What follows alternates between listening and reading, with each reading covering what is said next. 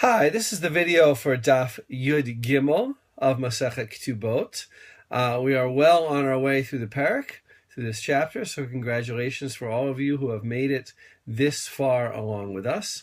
There are three concepts that I want to explain today. I've explained them throughout my commentary, but they're three broad concepts that appear all on this page, and it's worth explaining them in a video as well. I should note that the importance of this chapter, and one of the reasons why this chapter is such a popular chapter for learning in the Talmud world, in the yeshiva world, has nothing whatsoever to do with the topic, the immediate topic, which is mostly virginity claims.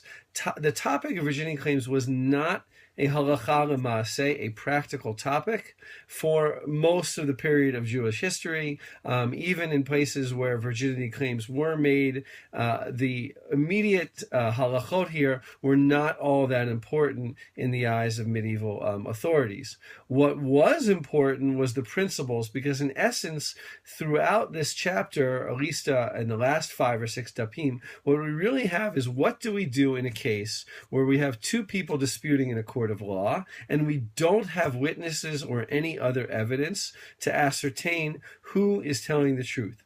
Now, we know that the burden of proof is usually on the plaintiff, but what about cases that are a bit more complex, and we can't just say the plaintiff has to bring the proof? These are not criminal cases, these are all civil cases. Criminal cases cannot be adjudicated with less than 2 witnesses, but in civil cases, you can't just say we don't do anything, because sometimes not doing anything is to the benefit of one of the particular parties in the dispute. So I want to explain 3 of these principles. The first one is what's called bari v'shema, certain and perhaps. And this came up in the case of both the husband and the wife, and in the case of the disputed 100 zuz. So let's take the case of the 100 zuz. A guy comes to another person and says, you owe me 100 zuz. Now, he is certain, he is bari, that the other person owes him 100 zuz. The other person says, I don't know. Maybe I do, maybe I don't. He is now shema. He is what's called uncertain, perhaps.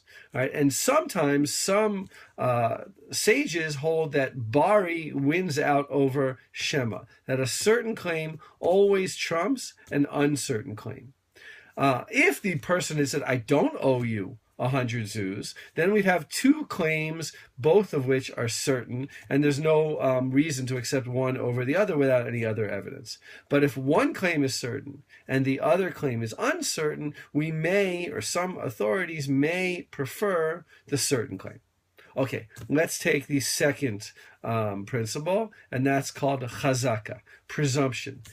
This idea is that we don't change the status of something, be it disputed money, be it personal status, without proof. In other words, we go back to what was the last ascertained status of, let's say, a piece of land. Let's say we know that a piece of land belongs to me.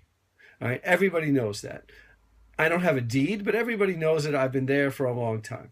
For you to come and take that land from me, you need to prove that it's yours. You can't just come and say, oh, that's my land. Even if I were to say, well, I don't know, but I've been here for 25 years, right? Although that case, let's say, is a little bit more complicated. But there is such a thing as a presumption of ownership, and we don't change the hands of, let's say, money, we don't change a person's personal status without some proof to override that presumption.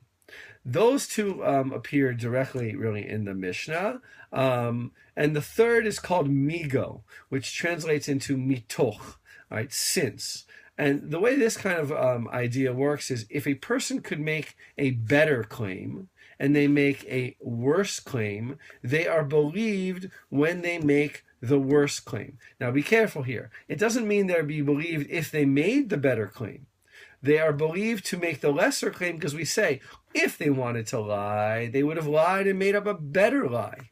Since they didn't make up that better lie, we can assume, without any other evidence, without witnesses, that they're telling the truth when they make the lesser statement. The woman who says mukat eitz, I lost my virginity through some way other than sexual intercourse, is making a better claim. When she says I was raped, while betrothed to you, she's making a lesser claim because that will disqualify her from marrying a priest, a halacha that I don't want to get into right now. I know that some of this talk about rape is very distasteful to a lot of people, right? But that is the topic in the Talmud. Again, when a person makes a lesser claim, since migo, mitoch, they could have made a better claim, they are believed when they make the lesser claim.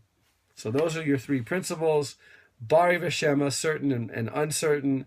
Migo, the principle of you could have made a better claim. And chazaka, presumption of status.